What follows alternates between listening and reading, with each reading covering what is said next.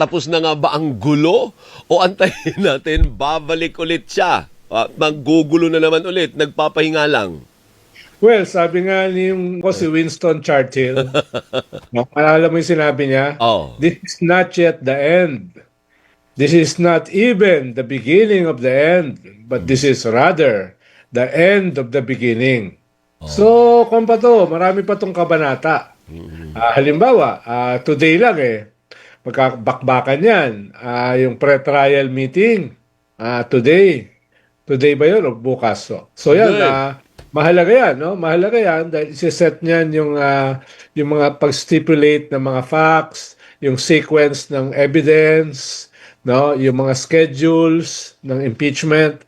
So yan, mahalaga yan going into the impeachment trial. So yan yung isang major battle sa Senado, no? Ikalawa, sa simula ng impeachment ng trial, no, sa Senado sa July 6. So bakbakan din yan, yung simula na yan. Tapos after 2 or 3 months, yung mismong conviction. Pero in between, pagtatalunan dyan yung ebidensya. Ano, ano kailangan aprubahan nung majority sa Senado yung mga evidence na lalabas. Halimbawa, bubuksan ba or isususpend ba yung bank secrecy laws para sa mga bank accounts ni Vice President Sara Duterte? Bakbakan yan. Kailangan mo dyan aprubahan ng mayorya. No? So, marami pang tunggalian na mangyayari dito sa Senado. Nakakatawa nga, Alvin, dahil dito sa special session kahapon, kung di mo alam, no? Ito ay special session na katulad ng special session ng 2020. Yung huling special session sa speakership crisis sa House, ang issue ron ay kung sino yung magiging speaker. Dahil nagkapituko si Alan Peter sa speakership dun sa term extension. Kaya naglunsad ng special session yung presidente. Ngayon, after nun, ito naman kahapon. So, dalawang special session na inalay lamang para kay Alan Peter. No? Talagang parang naulit ang kasaysayan. Pero hindi pa tapos, ano? Ewan ko kung anong basa mo, magganon-ganon na lang ba, tatahimik na si former Senate President Alan Peter Cayetano o mag-antay kayo, may return of the comeback? Sigurado. Sigurado. No? Tama yung sabi mo, return of the comeback yan. Lalo na, yung siya at saka yung mga kasama niya, gagantiyan. At malinaw naman yung posisyon nila sa impeachment. No? So, lahat ay gagawin nila para labanan yung conviction ni Vice President Sara. At syempre, medyo lamang sila dahil ang kailangan nila hindi yung majority. Katulad nung nangyaring bakbakan nitong nakaraang 37 days sa Senado. Ang kailangan lang nila ay yung 1/3. No, yun lang ang kailangan nila. Kailangan lang nila mapigilan yung 16 votes para makonvict si Sara. Kaya may kaunti silang lamang dyan sa labanan na yan. Although, syempre, depende sa ebidensya, ay malaki yung pagiging pressure dun sa minority, no? Malaki magiging pressure sa kanila para hindi i-convict si Vice President Sara. Depende yan sa ebidensya, depende yan sa pressure ng mga mamamayan pag nakita nila yung ebidensya, depende yan sa carrot and stick ng executive. Although walang aamin. Walang aamin na yung executive ay makikialam dito sa proseso na ito. Pero Alvin, alam naman natin na may role ang executive. Of course, of course.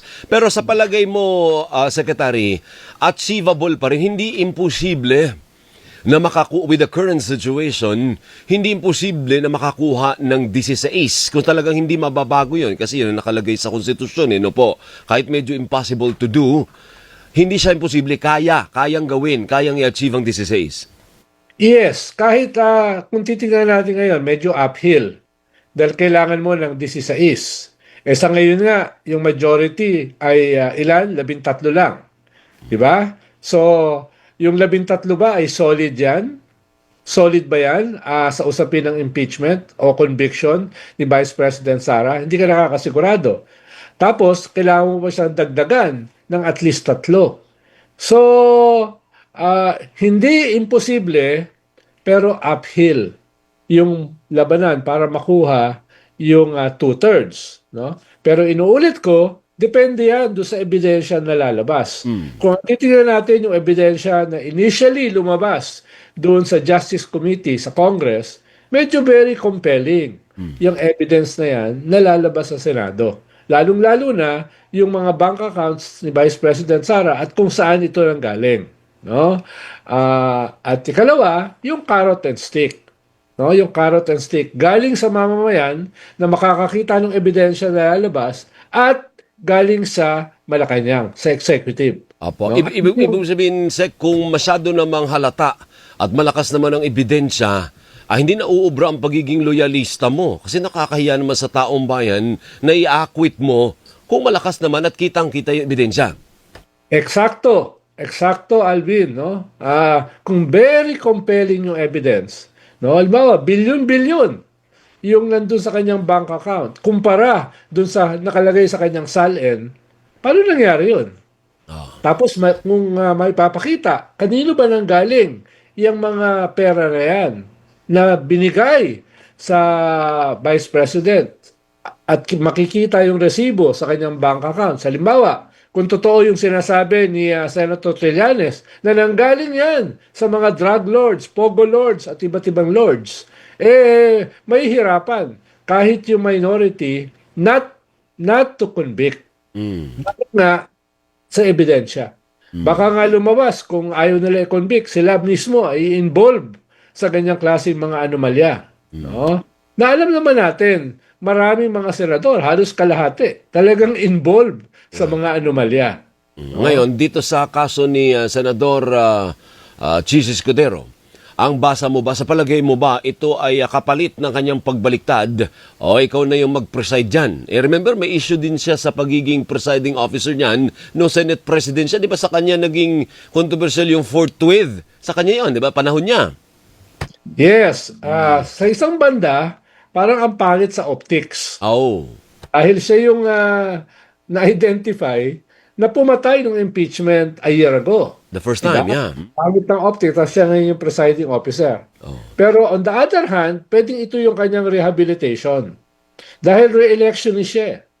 No? Re-electionist siya sa 2028. Ito posible yung kanyang rehabilitation dahil bagsak na bagsak siya. Dahil sa mga nangyari.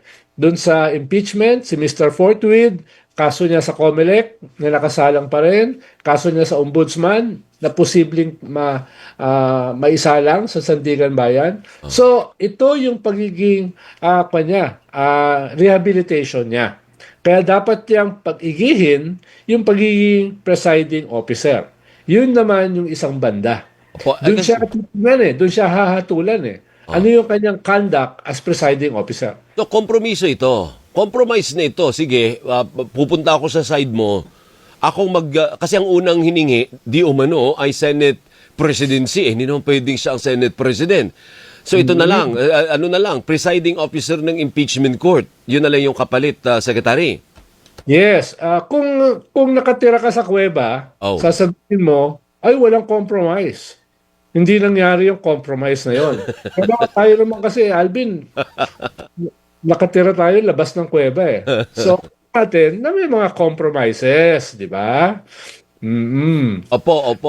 Hindi natin alam yung detalye, pero meron tayong indication kung ano yung mga naging palitan para siya ay tumalon. Kasi pwede naman si Pangilinan, abogado rin naman yun. Kung tutusin, di ba, si Pangilinan nandun naman sa kampo na nila talaga. Pwede naman siyang piliin na mag-preside, hindi ho ba? Tama, at wala naman siyang kaso. Wala naman siyang kaso. Maganda siya sa optics. Oh. So, malamang kasama yan sa mga naging compromises. Opo, Diba? opo. But what do you think? Saan dadalhin ni Senator Chis Escudero ang pagpipreside nitong impeachment trial? Well, dapat dalhin niya ito where the evidence will logically lead. No? Kailangan aprubahan niya as presiding officer yung mga ebidensya, wag harangan. Di ba? Doon siya titignan ng buong bansa. Yung handling ng ebidensya. Handling ng ebidensya. Yun yung primarily na magiging measurement para sa kanyang rehabilitation.